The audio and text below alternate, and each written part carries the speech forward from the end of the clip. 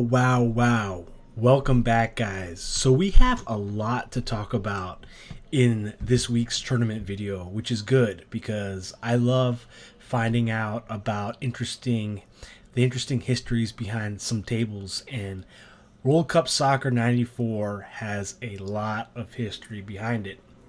So we'll first begin by talking about, the actual World Cup that this table was based on, the 1994 World Cup.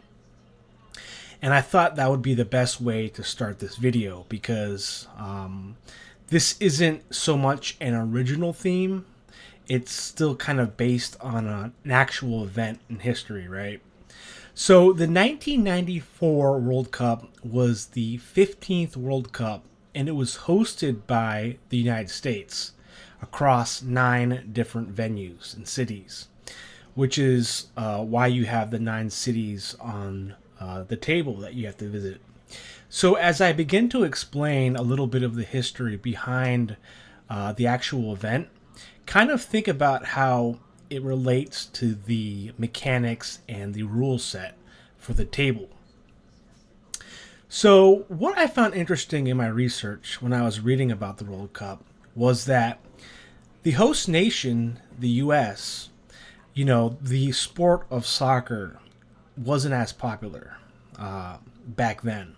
So, people were saying when it was announced in 1988 that the U.S. would be hosting the World Cup in 94, there was a lot of speculation that the World Cup might not do well because if the host country is the U.S. and it's not so popular or big in that country, might not get a lot of viewership or, turnout attendance-wise. But what's interesting is that to this day, the World Cup in 1994 turned out to be one of the most successful tournaments in World Cup history. It, in terms of financial success and attendance, right? So you have an attendance, if I'm looking at FIFA here, you had an attendance, total attendance of around 3,597,000 people, right? So you basically had 69,000 people per match. So it was the turnout was really good. And so that was kind of surprising that you could have a host country like the U.S. who is not really that big on soccer, but still do so well to this day in World Cup history, FIFA World Cup history, right? So I found that really interesting. So what else did I find out? In 1994, the World Cup was won by Brazil. And the way it was won was also interesting in that Brazil beat Italy 3-2 in a penalty shootout. So the actual game ended in a draw, 0-0. But because, you can't end in a draw, you have to have a winner. It was decided by penalty shootout. And so when you're thinking about this table, World Cup, you have that penalty kick from the saucer to the goalie. And I think that's where they got that idea from. So Brazil beats Italy 3-2 in Los Angeles, which is the last city you visit on World Cup before the wizard mode begins. So you're starting to see the relations between the design and this historical event. So another thing that you may want to know is that in World Cup Soccer, the pinball machine, you have to defeat Germany, the defending champion. So they were the 1990 defending World Cup champion in Germany, but they ended up losing in 1994 and were eliminated in the quarterfinals by Bulgaria. But what's interesting and what Max Velocity kind of mentioned to me in the comments and what I see on Wikipedia is that this was the first time that a unified Germany was in the World Cup, right? So I found that really interesting as well, because as you know, the Berlin Wall came down, what was it, 1988? Or 89? No, it came down in 1989. So you had a unified Germany. So it really kind of you have a lot of historical things happening around this time. So that's pretty much the main facts. But also, what I found interesting is that the official mascot for the World Cup 1994 was Striker, the dog, the puppy. And if you look at his colors, Striker, he's in red, white, and blue, right? So the official mascot, Striker, was chosen to be a dog because dogs are very popular as domestic pets in the U.S. But what's even more interesting is that Striker was designed by Warner Bros. Animation Studios. And I thought that was pretty neat because I've been watching a lot of Warner Bros. Animations from Steven Spielberg, Pinky and the Brain, Animaniacs. And so you have another connection with pinball, right? This pinball, think about it, right? This pinball machine referenced video games, Mortal Kombat. It was referencing an historical event, a sporting event, the World Cup 1994 by FIFA. And you have a design, the actual mascot, the Striker dog, was designed by Warner Bros. So you have so much going on this table. But that was some of the most interesting things I found out about World Cup. And, it's a table was actually also, it was John Popadiuk's first table, and it was really successful in terms of how many machines. I think there was about units 8,743. So you had a really good turnout. And I think this is such a good example of Williams kind of taking the idea and doing something, basing it on something as popular as the World Cup that year, and then making a table. Sort of like a license themed, right? It is basically a license theme. It's a FIFA, right? Official license. So, you think about that was such a good idea from Williams to do is you have such a popular World Cup and then you release a table based on that same thing. And as I've said, it's a very, beginner-friendly table, high scoring, a lot of opportunities for extra ball. And it's also got an interesting mechanic. You have that spinning, rotating soccer ball that, protrudes from the table, which is really cool. And then you also have the MagnaSave. Now, the MagnaSave on this table it's a little awkward to understand. Even on the real machine, I didn't even get to try it out. But you have to press a different button, a separate button on the machine. And the MagnaSave is located right around the top of the left flipper.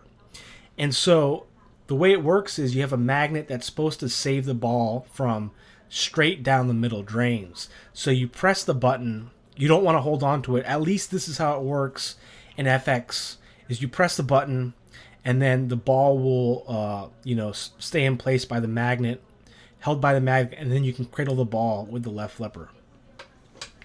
But it is there, and I think it can save, ultimately it can save from a straight down the middle drain if used properly, but it is a little tricky to relight, so it's not really that important. But if you can, because you already get one to start the game, so if you can make use of that MagnaSave to save the ball, I think that will help your score overall. But it's an interesting mechanic to think about, along with the rotating soccer ball. There's also another magnet on the top when you lock a ball before you start the final draw. So magnets, you've got kickbacks, you've got that rotating soccer ball, but you also have that goalie that's moving left to right, which is really awesome. And the goalie, for some reason, is so good because anytime I try to make a goal, the goalie's blocking it. I mean, if there was a way to see how many block shots the goalie made, I mean, it'd be pretty good, right? But it's just a great design overall for a table, for a soccer table, with the goalie and and pretty fun multi-ball, pretty cool TV awards, but not an overly complicated table.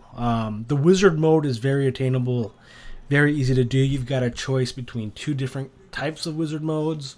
I prefer the one where you have to do a shootout against Germany with the 45-second unlimited ball save.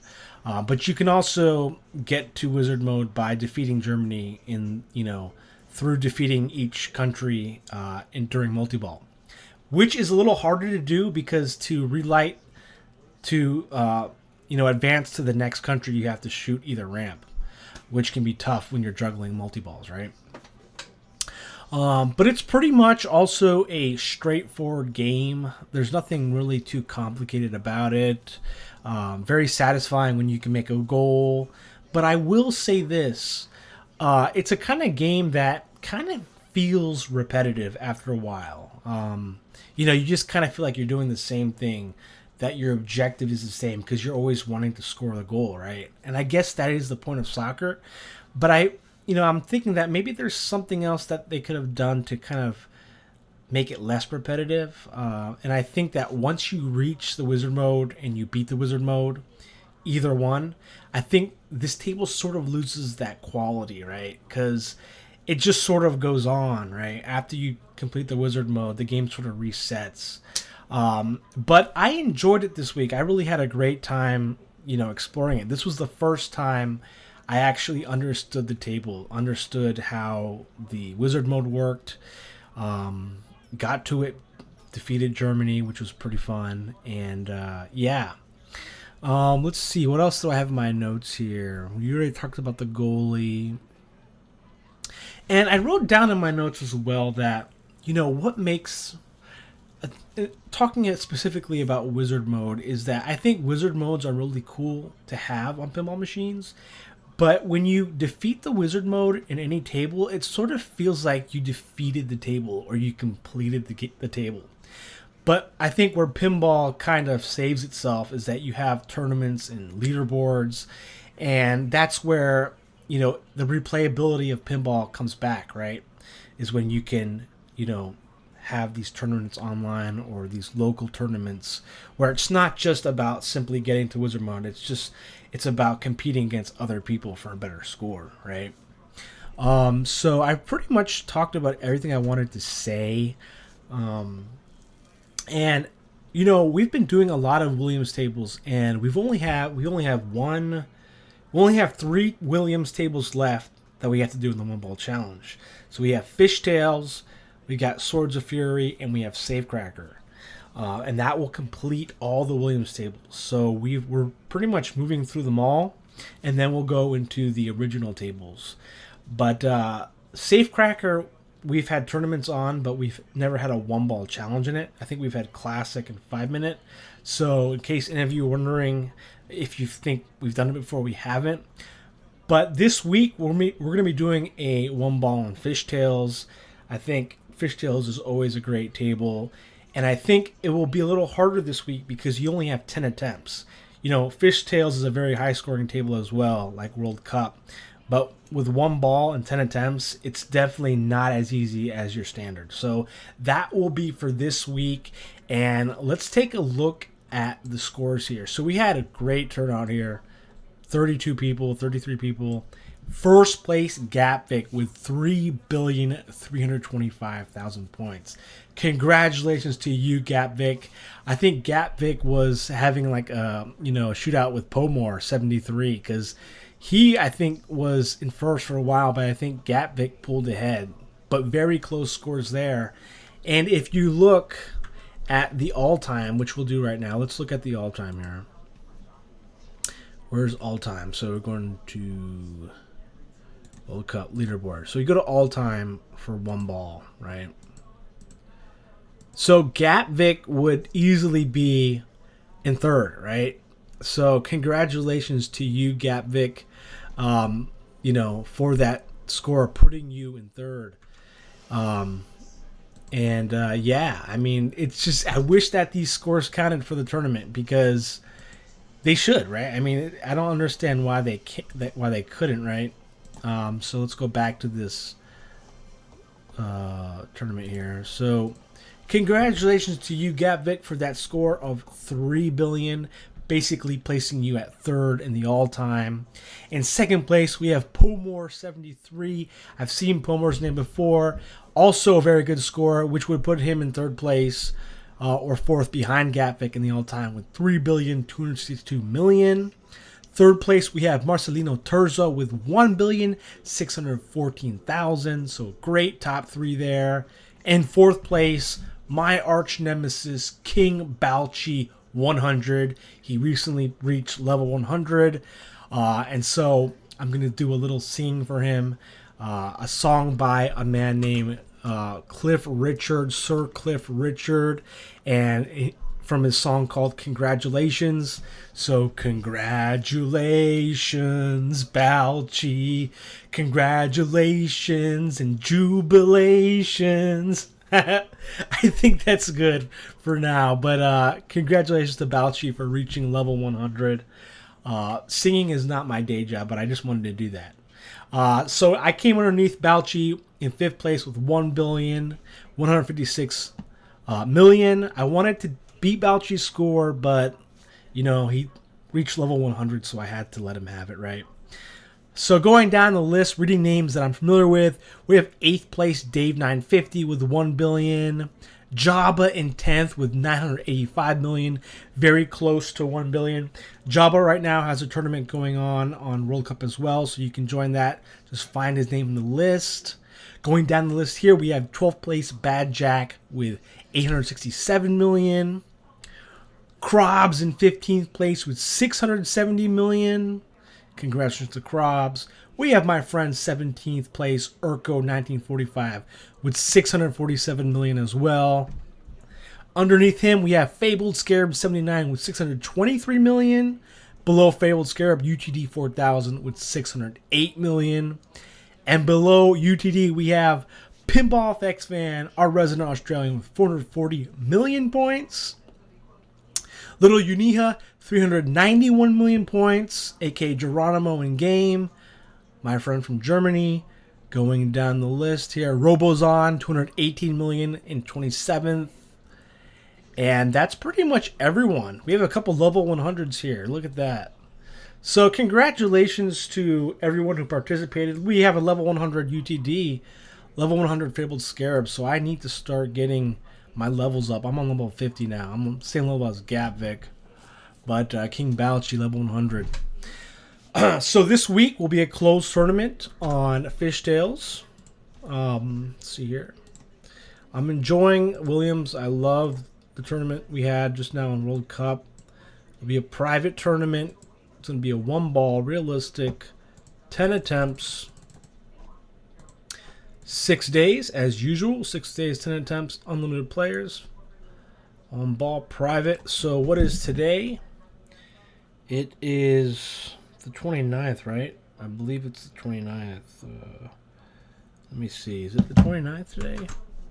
Yeah, so the password will be 3.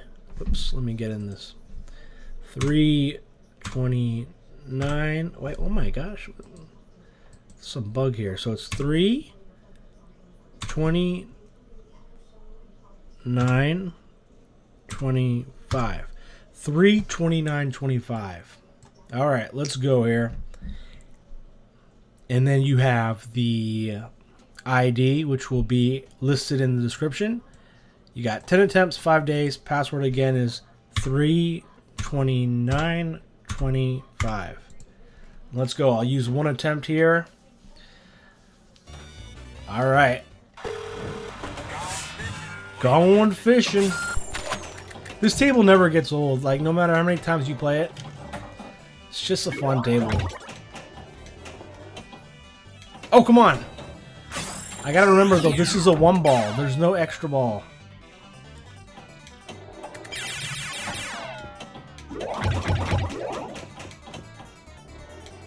But I think you do get a score for extra. For like... Oh, no! Oh, my gosh! What a bad game. Well, I don't want to use too many attempts here, so I'm going to keep it short. I'm going to practice, which I recommend doing with 10 attempts. And I'll see if I can make any videos. Oh, look, I just got to level 51. I'll see if I can make any videos throughout the week, anything interesting. But thank you guys again for joining in the previous tournament, and I hope you have fun with this week's. Till next time.